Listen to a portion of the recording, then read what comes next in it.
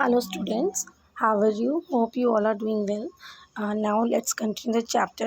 Previous class में हमने जहाँ पे चैप्टर को फिनिश किया था वो था विलास एंड सकल की स्टोरी हमने पढ़ी थी. तो let's continue from page number 19 paragraph number 2.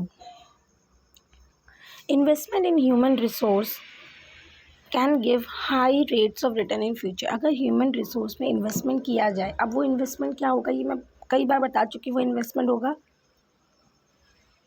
Education and medical care.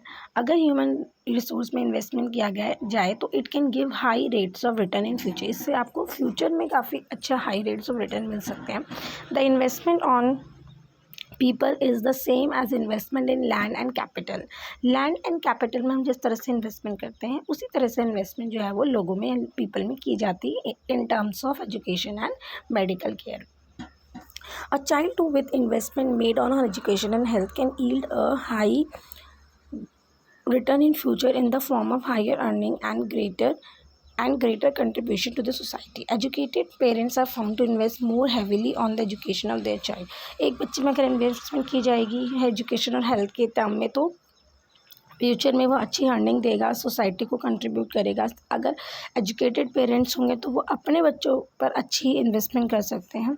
This is because they have realize the importance of education for themselves. They are also conscious for proper nutrition and hygiene. क्योंकि वो पढ़े लिखे हैं तो उनको ये पता है कि एजुकेशन कितनी ज़रूरी है, हेल्थ केयर कितनी ज़रूरी है.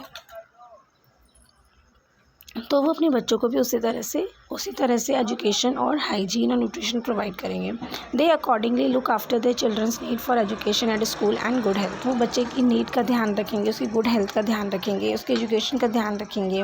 अ विचुअस साइकिल इज़ दस क्रिएटेड इन दिस केस. इस केस से क्या होगा कि एक हेल्दी और एक एजुकेटेड साइकिल जो है वो चलती रहेगी. In contrast a vicious cycle may be created by disadvantages parent. लेकिन ऐसी साइकिल डिसएडवांटेजेस पेरेंट की भी स्टार्ट हो सकती है जो खुद पढ़े लिखे नहीं हैं, जिनमें हाइजीन की कमी है. जैसे कैसे वो पढ़े लिखे नहीं हैं. जैसे कि हमने यहाँ पे स्टोरी पढ़ी थी विलास की, है ना. विलास जो था वो स्कूल नहीं जा पाया क्योंकि उसके पास उसमें वो इन्वेस्टमेंट नहीं की गई, उसकी मदर के पास वो रिसोर्सेज नहीं थे. फिर अगर विलास आगे जाके शादी करता है, उसके बच्चे होते हैं तो वो उनमें वो इन्वेस्टमेंट नहीं कर पाएगा. फिर आगे जाके ये इन्वेस्टमेंट नहीं हो पाएगी. तो इस तरह से ये साइकिल जो है वो एक डिसएडवांटेजेस पेरेंट की भी चलती रहेगी. So keep their children in a similarly disadvantage state. इससे क्या होगा कि वो चिल्ड्रन जो है वो डिसएडवांटेज स्टेट में ही चलते रहेंगे. Countries like Japan have invested in human resource. They did not have any natural resource. These countries are developed rich. Japan जैसे देश जिसके पास अपने खुद के नेचुरल रिसोर्सेज नहीं है, उसने ह्यूमन रिसोर्स में इन्वेस्टमेंट किया. ये कंट्रीज़ जो हैं डेवलप हैं, रिच हैं. They import the natural resource needed in their country. How did they become rich develop. इनके पास कोई नेचुरल रिसोर्सेज नहीं है. इनको जो भी नेचुरल रिसोर्सेज ज़रूरत पड़ती है इम्पोर्ट करते हैं, बाहर से मंगाते हैं. जब इनके पास कोई नेचुरल रिसोर्सेज नहीं है तो ये इतने रिच और डेवलप कैसे है.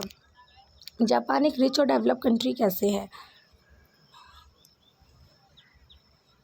They have invested on people. क्योंकि उन्होंने अपने देश की पॉपुलेशन पे इन्वेस्ट किया, specially in the field of education and health. उन्होंने एजुकेशन और हेल्थ पे इन्वेस्टमेंट किया है. These people have made efficient use of other resources like land and capital. इन्होंने अपने देश के जो दूसरे रिसोर्सेज हैं लैंड और कैपिटल उस पर जो है इन्वेस्टमेंट किया है, उसका अच्छी तरह से इस्तेमाल किया है. Efficiency and the technology evolve by people have made these countries rich and develop. तो इस तरह से हमने देखा कि जापान जैसा देश जिसके पास अपने खुद के रिसोर्सेज नहीं है, उसके पास नेचुरल रिसोर्सेज नहीं है, उसे जिस नेचुरल रिसोर्स की ज़रूरत होती है उसे वो नेचुरल रिसोर्स जो है वो मंगवाना पड़ता है. वो बाहर से मंगवाता है उस नेचुरल रिसोर्स को. लेकिन फिर भी वो एक रिच और डेवलप कंट्री क्यों. क्योंकि उसने अपने देश की पॉपुलेशन पे इन्वेस्टमेंट किया. उसने अपने देश की पॉपुलेशन पे in terms of education and in terms of health जो है उसने इन्वेस्टमेंट किया है. और ये एफिशिएंसी जो है उसको क्या बनाती है, उसको रिच और डेवलप कंट्री बनाती है. उसने टेक्नोलॉजी इवॉल्व की है क्योंकि उस देश में जो लोग हैं उन पे अच्छी इन्वेस्टमेंट हुई है तो उन लोगों ने उसके बदले में देश को भी कुछ दिया, अच्छे रिटर्न्स दिए हैं, जिसकी वजह से जापान जैसा देश जो है वो एक रिच और डेवलप कंट्री में आता है.